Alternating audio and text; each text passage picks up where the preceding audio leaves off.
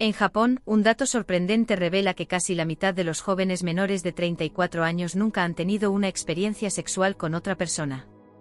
Mientras tanto, en Estados Unidos, 1 de cada 4 jóvenes afirma no haber mantenido relaciones sexuales durante el último año. Más de la mitad de ellos está soltera y, sorprendentemente, la mayoría no tiene interés alguno en entablar una relación amorosa. Este fenómeno refleja una paradoja curiosa en la que vivimos. En un mundo saturado de contenido sexual en las pantallas, las interacciones físicas en la vida real parecen haber disminuido drásticamente. El encuentro íntimo entre dos personas que se sienten atraídas mutuamente es una de las experiencias más profundas y enriquecedoras que los seres humanos pueden experimentar. ¿Cómo hemos llegado a este punto donde el sexo ya no parece esencial e incluso es evitado por muchos? ¿Estamos presenciando el colapso silencioso de la intimidad en nuestra sociedad? En este episodio vamos a analizar cómo llegamos a este punto y qué nos depara esta aparente crisis de la intimidad sexual. Soy Santiago Bilinkis y esto es Futuro en Construcción. Este análisis ha sido posible gracias al apoyo de Adidas y Naranja X. Vivimos en la era de mayor libertad sexual en la historia de la humanidad. Los tabúes que antes limitaban nuestra libertad de expresión en cuanto a la sexualidad se han disuelto considerablemente.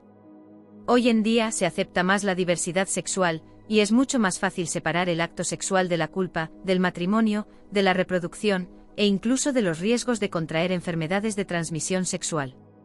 Sin embargo, a pesar de todo este avance cultural, las estadísticas de encuentros sexuales están en mínimos históricos. Este fenómeno no se limita a un país en particular, sino que es global, no importa en qué parte del mundo te encuentres, la tendencia es clara.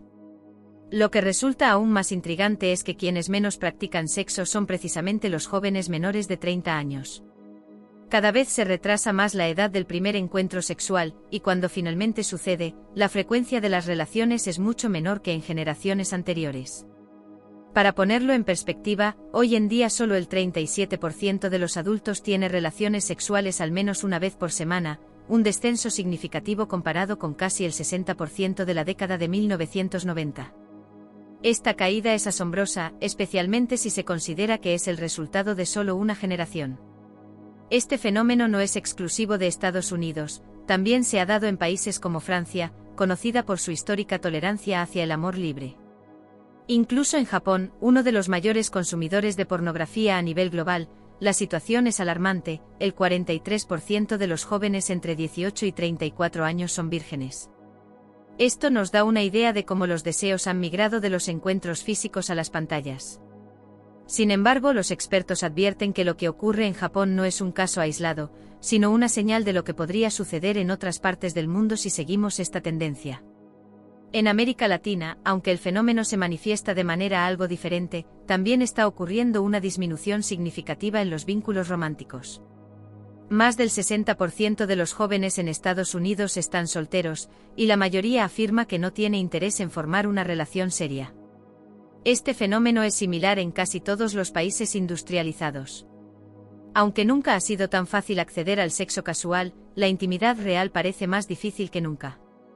Con la libertad sexual que tenemos hoy, ¿por qué no estamos buscando más contacto físico? ¿Qué ha cambiado en el camino? La primera pregunta clave para entender esta recesión sexual es, sin duda, ¿por qué nos atrae el sexo? Es probable que la respuesta te sorprenda, y eso es lo que exploraremos en la siguiente sección. El enigma del placer sexual. Daniel Dennett, un pensador que ha influido profundamente en mi perspectiva, expuso una idea fascinante en una charla TED que revolucionó mi forma de ver las cosas. Pensamos que nos atraen ciertos aspectos del mundo, como el sabor dulce de las tortas, las mujeres con curvas o los hombres musculosos, porque son inherentemente deseables. Pero en realidad, todo esto está dado por un proceso evolutivo que busca recompensar comportamientos que favorecen nuestra supervivencia. El placer asociado a los alimentos dulces, por ejemplo, no es algo intrínseco al azúcar, sino una invención del cerebro humano para premiar conductas que fueron esenciales para la supervivencia en tiempos antiguos. La glucosa era una fuente de energía vital, y los seres humanos que sentían placer al consumir alimentos dulces tenían más probabilidades de sobrevivir y reproducirse, transmitiendo esa predisposición genética. Lo mismo sucede con el asco. No es que nos repugnen ciertos fluidos corporales, sino que nuestro cerebro creó esa sensación para alejarnos de posibles fuentes de enfermedades. Lo que el cerebro hace es fabricar sensaciones para orientarnos hacia lo que nos beneficia y alejarnos de lo que nos pone en peligro. Esta explicación es fundamental para entender por qué el deseo sexual ha sido tan poderoso a lo largo de la historia, pero también porque hoy, el sexo está en declive. El placer sexual evolucionó para asegurarse de que lo busquemos, ya que los seres humanos que no se sentían atraídos por el sexo no dejaron descendencia. Sin embargo, hoy nos enfrentamos a un dilema en el que la cultura y la biología entran en conflicto. La vida moderna nos ha llevado a alejarnos de nuestros instintos más primitivos. Ya no vivimos en un entorno donde nuestros genes nos controlan ciegamente. Ahora estamos rodeados por un entorno cultural que moldea nuestras decisiones, muchas veces en contra de nuestra biología. El estrés, la fatiga, las expectativas irreales y las relaciones más frágiles del presente están influyendo negativamente en nuestro deseo sexual. Pero esto no es todo. En la siguiente parte te voy a revelar otro fenómeno que ha exacerbado aún más esta crisis sexual, uno que es muy sorprendente. El impacto de los superestímulos. Un concepto que Dennett también introduce es el de los superestímulos, que según él, pueden ser incluso más peligrosos que los factores que debilitan nuestros impulsos biológicos. Un superestímulo es algo diseñado para aprovechar al máximo nuestras respuestas naturales, llevándolas al extremo y provocando conductas que, aunque inicialmente placenteras, resultan perjudiciales a largo plazo. Volviendo a la comida, el placer que experimentamos al comer cosas dulces originalmente era una ventaja evolutiva en tiempos en los que el azúcar era raro y el hambre representaba una amenaza real.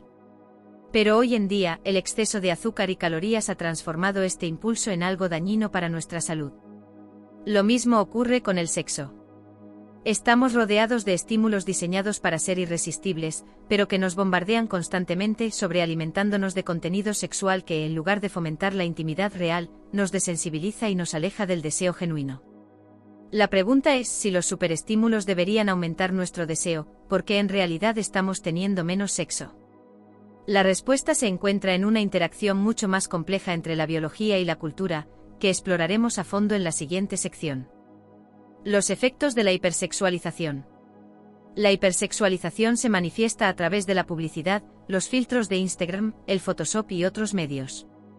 Estas imágenes están diseñadas para captar nuestra atención y despertar nuestra excitación, pero no corresponden a ninguna realidad fuera de la pantalla. El problema es que vivimos rodeados de cuerpos artificiales, retocados digitalmente, que nos presentan modelos inalcanzables. Al comparar nuestros cuerpos reales con estos ideales imposibles, lo que experimentamos no es deseo, sino vergüenza e inhibición. La autoestima se ve gravemente afectada, especialmente en las mujeres, quienes han sido las más afectadas por las presiones de los estándares de belleza. Nunca antes habíamos mostrado tanta piel en público ni nos habíamos exhibido tanto, pero al mismo tiempo, nunca nos habíamos sentido tan incómodos con nuestros cuerpos. En este contexto, el sexo, en lugar de ser una liberación, se ha convertido en una fuente de inseguridad. La paradoja es que mientras los superestímulos sexuales nos prometen placer, terminan destruyendo la confianza y la autoestima necesarias para una intimidad sexual auténtica. El problema no termina ahí. Hay un fenómeno aún más poderoso que amplifica y distorsiona nuestras percepciones sobre la sexualidad, un terreno que combina la influencia de la publicidad y las redes sociales, creando una realidad que va más allá de lo que conocemos. Las redes sociales han multiplicado la exposición a cuerpos perfectos e inalcanzables, generando una presión constante sobre nuestros ideales de belleza y deseo.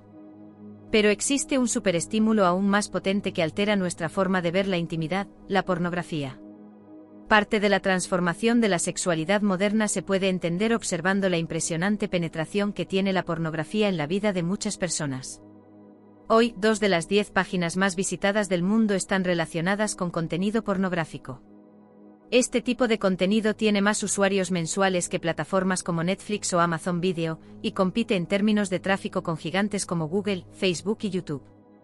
El acceso a la pornografía comienza temprano, en muchos casos, la edad del primer contacto con este tipo de material ronda los 13 años.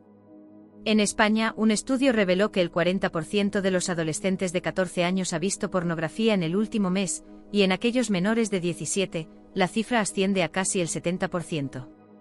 Estos números también impactan en los adultos, donde los varones consumen pornografía, en promedio, entre 3 y 4 veces a la semana. Lo más sorprendente es que el consumo entre mujeres no para de aumentar. En países como México, Argentina y Colombia, la pornografía se ha consolidado como uno de los principales productos consumidos a nivel global. Lo que está claro aquí no es un juicio moral sobre si el consumo de pornografía es correcto o no, sino el análisis de cómo este fenómeno está impactando nuestra percepción de la intimidad. La pornografía ya no es solo una ventana oculta a un mundo prohibido, se ha convertido en la puerta de entrada a la sexualidad para muchas personas. Para generaciones más jóvenes, el primer contacto con el sexo se da a través de las distorsiones y exageraciones que muestran estos vídeos. Cuando la educación sexual comienza en las pantallas, es fácil que se confunda lo ficticio con lo real. La erotización que vemos en los vídeos pornográficos, que muestra una performance más cercana a un acto teatral que a un encuentro íntimo verdadero, crea una desconexión con lo que realmente es la sexualidad. Y cuando los jóvenes finalmente llegan a tener experiencias reales, estas son un contraste total con lo que vieron en los vídeos, lo que genera frustración y una sensación de incapacidad para cumplir con las expectativas. No parece una coincidencia que la generación nacida después de 1995, la primera en haber crecido con acceso ilimitado a la pornografía, sea también la que menos relaciones sexuales mantiene. Esta generación se enfrenta a una educación sexual distorsionada que, lejos de prepararles para la intimidad, crea un vacío de expectativas. Y lo más inquietante no son solo las cifras de consumo, sino el contenido de la pornografía misma. Ya no estamos hablando de las revistas o material suave que conocían generaciones anteriores. Según estudios recientes, el contenido más visto hoy en día es explícito, extremadamente gráfico e incluso violento. En lugar de promover el consentimiento, la ternura y la reciprocidad, lo que se muestra es dominación, control y deshumanización. La violencia, como el estrangulamiento o las bofetadas, que en la realidad es una excepción, se presenta como una norma en muchos de estos vídeos. Y los efectos de esto son devastadores. Un estudio reciente reveló que más de la mitad de las mujeres universitarias en Estados Unidos dijeron haber sido víctimas de intentos de estrangulamiento por parte de sus parejas durante el acto sexual. En un 40% de los casos, esto ocurrió durante la adolescencia. Para muchas chicas, estas son las primeras referencias sexuales que tienen. Después de vivir experiencias como estas, no es sorprendente que muchas mujeres se alejen del sexo por completo. No lo hacen por puritanismo, sino porque el sexo fue doloroso, incómodo o incluso aterrador. Como menciona la experta Marina, mientras que los hombres pueden tener buenos o malos encuentros, para las mujeres, cuando el encuentro es malo, el impacto emocional es mucho mayor. El resultado de todo esto es perturbador, una generación de mujeres que asocia la intimidad con el riesgo y el dolor, y una generación de hombres que confunde la pasión con la agresión. Sin embargo, el problema no termina ahí. Lo más alarmante es que lo que antes era una experiencia humana única y esencial, ahora está siendo reemplazado por algo completamente diferente. Parte 6. El deseo que ya no necesita a nadie. La recesión sexual que estamos viviendo no es solo un desinterés general por el sexo, es, más bien, una falta de interés por el sexo con otras personas. La pornografía no solo compite con las relaciones reales, sino que muchas veces las reemplaza. Un fenómeno que comenzó como algo aislado en Japón, hoy se ha convertido en una tendencia global. Un grupo conocido como los herbívoros, personas que buscan placer sin necesidad de una pareja, está en expansión, y este cambio está alterando nuestras expectativas sobre la intimidad y el sexo. Lo que antes era una rareza cultural se está volviendo cada vez más común. Cada vez más jóvenes eligen fantasías artificiales que pueden controlar completamente. Cada vídeo asegura placer sin la necesidad de seducir, sin el riesgo del rechazo y sin la exposición emocional que implica estar con otra persona. El cerebro, que antes asociaba el sexo con empatía, comunicación y reciprocidad, ahora se ha acostumbrado a un placer solitario, donde la interacción humana parece innecesaria o incluso incómoda. El placer se ha convertido en algo más controlable, pero también más aislante. Y lo que más inquieta es el futuro, la inteligencia artificial, que antes solo redactaba correos electrónicos o creaba imágenes, ahora está aprendiendo a hacer compañía, a escuchar, a responder, a simular cariño y, en algunos casos, a entrar en la vida emocional y física de las personas. ¿Estamos realmente dispuestos a permitir que una máquina ocupe el lugar de las experiencias humanas más profundas? Solo el tiempo dirá. Hace poco más de 10 años, la película Her mostraba la historia de un hombre que se enamoraba profundamente de una inteligencia artificial. En aquel entonces parecía una distopía improbable y hasta extravagante. Hoy, ese escenario distópico no parece tan alejado de la realidad, parece que la tecnología avanza rápidamente para hacer de esa historia una posibilidad cercana. Actualmente ya existen plataformas que permiten diseñar parejas virtuales, las cuales simulan casi todos los aspectos de una relación real: chats, audios, videollamadas e incluso fotos personalizadas. El uso de estas plataformas crece exponencialmente, con millones de usuarios que pasan más de 1 hora diaria interactuando con sus parejas artificiales. Y lo más sorprendente es que 3 de cada 4 adolescentes ya han utilizado este tipo de servicios. Lo que es realmente disruptivo no solo es que el contenido sea accesible, sino que el contenido también te observa. De la misma forma en que las redes sociales nos analizan para ofrecer contenido personalizado, estas plataformas utilizan algoritmos que aprenden lo que te gusta y te lo entregan sin cesar. Respuestas y comportamientos adaptados a tus preferencias, de algo que no existe, pero que tu cerebro procesa como si fuera real. Aquí entra de nuevo el peligro de los superestímulos, un fenómeno que ocurre cuando lo artificial llega a ser más intenso y predecible que cualquier experiencia humana. Esto genera una distorsión en la percepción del deseo, creando la posibilidad de que empecemos a preferir la compañía de lo virtual por encima de la de otras personas. Si la naturaleza ya nos engañó para hacernos disfrutar del sexo, ahora la tecnología está comenzando a engañarnos para reemplazarlo completamente. No quiero hacer spoilers sobre el final de Her. Si aún no la has visto, te recomiendo que lo hagas, porque la película plantea un cuestionamiento profundo sobre el futuro de nuestras relaciones con la tecnología. Más allá de cómo termine la película, lo que está claro es que somos nosotros los que debemos decidir cómo queremos que se desarrolle nuestra propia historia, nuestra propia realidad emocional. Y de eso quiero hablarte en la siguiente sección. La amenaza de la soledad programada. Imagina 2 posibles futuros para nuestra sociedad. En uno, seguimos con la misma dinámica actual, sobreestimulados por imágenes irreales y delegando nuestra educación sexual a la pornografía. Vivimos atrapados en un ciclo de filtros y expectativas imposibles que nos generan vergüenza por nuestros cuerpos. En esta historia, la intimidad real continúa desvaneciéndose, y el deseo de conexión se convierte en un sentimiento prescindible, algo innecesario.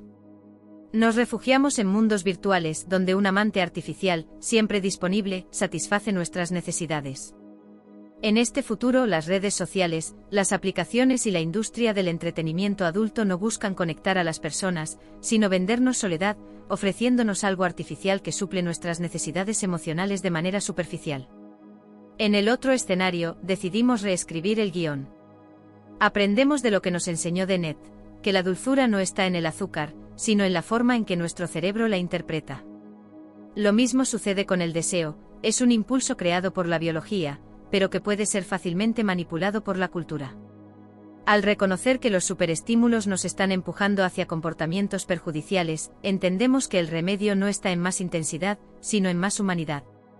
La clave está en recuperar la intimidad como un encuentro genuino, no como una mera actuación. Es un acto de confianza, no de coreografía. Aunque puede parecer obvio cuál de los 2 caminos elegiríamos, la realidad es que nos estamos dirigiendo rápidamente hacia el camino contrario. ¿No es un poco absurdo que tengamos que recordar que la sexualidad consentida y deseada entre 2 adultos es una experiencia valiosa y hermosa que no debería perderse? A pesar de eso, vemos cómo avanzamos cada vez más hacia la desconexión, convertidos en seres herbívoros. Por eso la pregunta que nos debemos hacer es, ¿qué necesitamos cambiar hoy para que la película de nuestra vida no termine en una soledad programada? La respuesta comienza a nivel personal. El primer paso es atrevernos a ser vulnerables. Mostrar nuestro verdadero ser, no solo desnudar nuestros cuerpos, sino nuestras armaduras emocionales. La perfección puede excitarnos momentáneamente, pero es la aceptación de la imperfección lo que genera una conexión duradera. No es fácil ser vulnerables, en tiempos como estos, mostrar lo que sentimos puede ser percibido como una debilidad. Para que este salto hacia la vulnerabilidad sea posible, debemos también cuidar de la vulnerabilidad de los demás, escuchando sin juzgar y respondiendo con respeto. Honrar la confianza que alguien deposita en nosotros al mostrarse frágil es fundamental. Pero también es un asunto colectivo. Las decisiones individuales son solo una parte del cambio que necesitamos. Es imperativo contar con una educación sexual real, que no solo se enfoque en la prevención de riesgos, sino también en el consentimiento, la comunicación y el placer compartido. Lo que debería ser evidente no es la sexualidad representada en la pornografía, sino que los jóvenes comprendan que la ficción no es la realidad. Además, debemos concienciar sobre la normalización de la violencia disfrazada de erotismo, algo que está presente en gran parte del contenido disponible. El futuro no está predeterminado. Puede ser un catálogo interminable de vínculos artificiales que manipulan nuestra biología, o puede ser una decisión consciente de volver a abrazar lo imperfecto, de amar y desear a otra persona con sus defectos. La satisfacción sexual no se mide por la cantidad de estímulos a los que estamos expuestos, sino por nuestra capacidad de abrirnos a otro ser humano y descubrir que, a pesar de nuestras imperfecciones, seguimos siendo dignos de ser amados. Si logramos reconstruir esa confianza y cuidar lo que el otro revela, podremos escribir un final diferente para nuestra historia. Un final menos solitario, más humano y, sobre todo, más genuino. Defender la intimidad en un mundo lleno de superestímulos no es un acto de nostalgia, sino una forma de resistencia frente a una industria que se beneficia de nuestra desconexión y comercializa nuestra soledad. Hace casi 20 años, durante una reunión de egresados de mi escuela, mi compañero Juan Taratuto, un destacado director de cine, se levantó para hablar. En lugar de ofrecer un discurso convencional o presumir de sus logros, se animó a compartir su adolescencia tal como fue, llena de inseguridades, de sentirse el raro entre los raros. Mientras lo escuchaba, me di cuenta de algo fundamental: qué alivio habría sido en esos años saber que no era el único, que muchos otros también se sentían fuera de lugar, que detrás de cada máscara de seguridad había miedos similares a los míos. Pensé en cuánto sufrimiento nos habríamos ahorrado si hubiéramos compartido nuestros miedos y vergüenzas de manera más abierta. Me di cuenta de que, aunque hayan pasado 2 décadas, seguimos enfrentando lo mismo. Competimos para parecer fuertes, cuando lo que más necesitamos es tener el coraje de mostrar cuán frágiles somos. Ese día entendí que la vulnerabilidad no es debilidad, es el lenguaje secreto que nos permite conectar de verdad con los demás. Por eso los invito a reflexionar sobre la carta de Juan, que todavía hoy me conmueve profundamente. Les dejaré el enlace en un comentario para que puedan leerla y, con ello, también quedarnos con esta sencilla pero poderosa verdad: cuando nos atrevemos a mostrarnos tal como somos, descubrimos que casi nunca estamos tan solos como creemos.